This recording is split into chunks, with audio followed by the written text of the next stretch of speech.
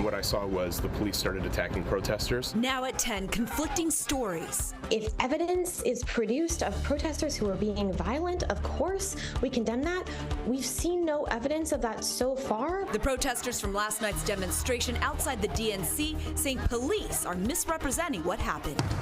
And already missing the pandas at DC's National Zoo. We just wanted to see pandas. And I hate to think of it not having pandas. We look at the possibility of their return. Hi, everyone. We have fog concerns for your early morning commute forecast coming up. And free tuition in Prince George's County. Encourage people to improve their lives, because when they do better, their families do better, and our entire county does better. How hundreds of students can qualify. Breaking news right now at 10. There is a triple shooting in Northwest D.C. and an investigation underway right now. Thank you so much for joining us. I'm Susan Tran, filling in for Thasmin Mahfouz. Hi, everybody. I'm Chris Flanagan. Our Daniel Hamburg joins us live from North Capitol Street and M Street. And Daniel, still a very active scene right now. Yeah, Chris, we are actually at the back of the Tyler House Apartments that's off of North Capitol. New York Avenue is right in front of me. Take a look right behind me. You can see the crime scene team here, the photographer right behind me. A very active scene right behind here. This is where the police activity is focused. Police telling us that 3 adult men were shot at this apartment complex around 9 p.m. They were all transported conscious and breathing to the hospital. I just spoke with the president of the Tenants Association, who tells me that she heard more than 15 gunshots tonight, and she says that this is not the first time that there's been a shooting here. She says this is actually the 6th or 7th shooting here in recent months. She's upset about the lack of security at this building. She says, especially when it comes to this back area where she feels that a lot of people have been loitering lately. We are looking to gather more information from police about exactly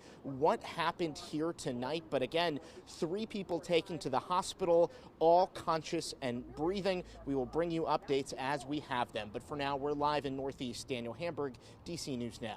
Daniel, thank you. Meanwhile, the triple shooting comes just hours after a deadly shooting in Northeast. D.C. police say a man was shot to death at an Exxon gas station on New York Avenue and Bladensburg Road. Now, this happened just before 6 tonight. Police believe the shooter drove off in a dark-colored Astro van and was last seen going New York Avenue towards a McDonald's there. When we arrived on scene tonight, Ward 5 Commissioner Kathy Henderson was there pleading for the violence to stop. It looks like another act of lawlessness. We have to do better. We are the nation's capital. You know, the rest of the country and the world are looking to this city for leadership, and we need to lead. Well, Kathy Anderson there says she has reached out to the mayor multiple times, along with D.C. Council, to convince them to bring the National Guard in to help control what she calls a crime crisis. We're following new developments from the clash between protesters and police that were outside the Democratic National Committee headquarters last night. Get back! Get back! Get back! Get back! Get back now! You can see how incredibly confusing it was. This is video shared with us about what was happening out there. Demonstrators say 90 people were hurt here, and police say they had 6 officers who were injured. The protesters say they went for a candlelight vigil outside the DNC headquarters to honor the people who have died in Israel and Gaza. Now, Capitol Police say they arrested a New York man accused of slamming an officer into a garage door and punching her in the face. But protesters tell our Daniel Hamburg they were peaceful, and they say police instigated the violence. As the war in the Middle East continues, tensions are high here at home. Capitol Police say about 200 people gathered in front of the Democratic National Committee headquarters Wednesday night. The purpose of it was to have a candlelight vigil for those killed in the violence since October 7th, specifically for the Gazans that are under attack right now. Kareem El-Rafai was there with the Democratic Socialists of America. What I saw was the police started attacking protesters. They started using bikes and pushing over some protesters from my vantage point. According to police, the crowd failed to obey orders, trying to protect a dozen members of Congress inside, including Congressman Brad Sherman. If you think your side can get an advantage by breaking the law, by trespassing, by blockading, by punching police officers, don't do it. Eva Borgward with If Not Now, a Jewish group calling for a ceasefire, says the goal was to get lawmakers' attention. We were blocking entrances except for one entrance where lawmakers were going in and out in order to be able to talk to them, since they haven't been listening to their constituents. She says they condemn violence, but stick by their stance that the protest was nonviolent. We have not seen evidence of violence by protesters. What we have seen is plenty of evidence of violence by police. And that was our Daniel Hamburg reporting. Now, Capitol Police stand by the statement it released today, saying 6 officers got minor cuts, were pepper sprayed and punched. Spokesperson tells us it's their responsibility to maintain order and ensure people's safety.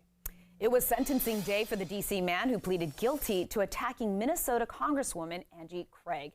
Kendra Hamlin will spend 27 months in prison for February's attack, and according to court documents, Hamlin followed Craig into her D.C. apartment elevator and punched her in the face. Craig escaped by throwing hot coffee at him. In court today, Hamlin apologized to the Democratic lawmaker, saying he intends to get treatment for schizophrenia and substance abuse. All right, the Panda Express may have left the National Zoo, but could a new set be flying back? Sounds good, doesn't it? That is certainly the hope tonight after Chinese President Xi called the animals envoys of friendships between the two nations. He made that remark during a business summit in San Francisco last night. Our Marielle Carbone live tonight at the National Zoo. And Marielle, you spoke to a lot of people today who say they'd love to have the pandas back here in D.C.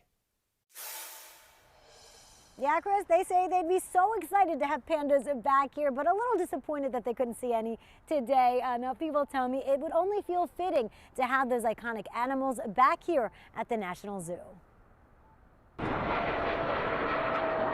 More than a week after the so-called Panda Express took off from Dulles Airport, breaking some hearts as it departed, panda lovers are feeling hopeful again. I hadn't heard the possibility they may be coming back, so that's good news. Jim and Deborah Dobbins are self-proclaimed zoo people. If you've gone in and seen the panda exhibit, it's amazing.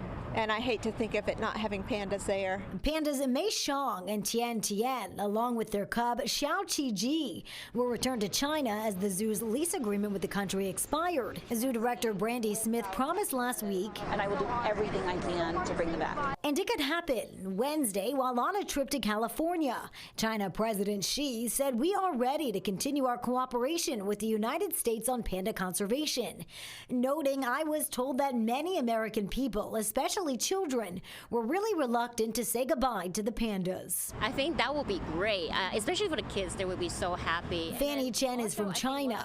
She'd like to see the pandas back in D.C. It's just like a very cute animal. Like, why we need to limit the number of how many pandas can live in the U.S. And this zoo was one of a couple that had pandas, so it was definitely a draw. Local Rasha Andar calls the statement by Xi encouraging. I think it's really promising that he wants to strengthen relations with us and send them back, and like knowing that we all love seeing the pandas. And President Xi did not say how many or when pandas could come back to the U.S. or for what zoo they could go to. Right now, the only zoo in the U.S. with pandas still is the Atlanta Zoo, and the lease there for those pandas is up next year. Reporting live from the National Zoo, I'm Marielle Carbone, DC News Now.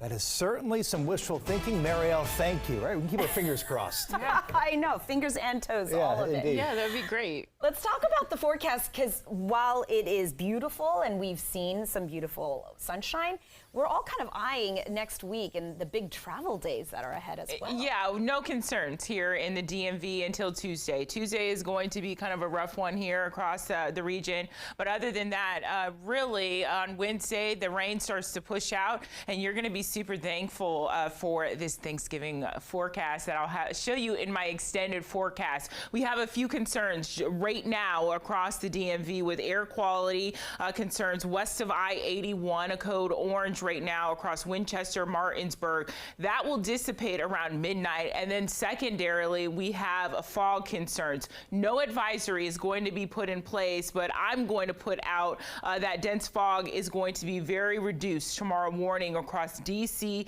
down I-95 corridor into Fredericksburg, into the Sneal area. So please take your time along with the hazy conditions. It's pretty smoky out there up and down the East Coast here, starting from Boston extended all the way down towards the Sunshine State. So your evening planner, really after we get over the fog, after about 9 a.m. tomorrow morning, we're talking about increasing clouds, and then we're tracking in the showers. Where does the showers first impact areas for your Friday? I have your extended forecast coming up.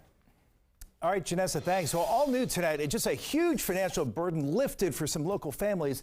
We're talking free college tuition. That's pretty incredible. It is going to sound great for so many families. There's this new program in Prince George's County that will make it possible for more than 1,000 students to go to community college. And yes, for free. DC News Now's Yamari Sase explains there is a twist, though. Excitement and relief. That's how some Prince George's Community College students are feeling, knowing that they won't have to worry about tuition anymore. And that's all thanks to council members holding MGM National Harbor accountable for their promise to make a difference in the lives of District 8 residents. It is such a burden lifted. Bianca Smith is a teacher, and she's also getting her certification in teaching at the Prince George's County Community College. It costs a nominal fee to go to school, whether it is a certificate or not. You have to find that money from somewhere. But the financial burden is a lot lighter with a new program that'll give around 1,000 District 8 residents attending Prince George's Community College free tuition. It is just one less thing to worry about. And so to the extent that we can remove barriers from people into pursuing their dreams in higher education, whether it's a college degree or certification or credential, we need to remove those barriers. The money is coming through a grant from the MGM National Harbor. District 8 Council member Edward Burrows realized that a portion of the revenue from MGM was supposed to help nearby residents, but that promise wasn't being kept. But the county government was initially using that money to essentially pay for things that the county government is already supposed to pay for. So the residents here really did not see an additional benefit. When I came into office almost 2 years ago, I started to rewrite the plan to include very important initiatives that would actually uplift and enhance the local community. And now it will help thousands of students just like Smith accomplish their goals. Proud of the policymakers for holding people accountable to do this for us. It was an amazing feeling. I can feel good and not be stressed out about wanting to leave a legacy for not just my kids, but future kids of Prince George's County. To qualify, students must live within a 6-mile radius of MGM National Harbor. Reporting in Prince George's County, I'm Yamari Sase, DC News Now.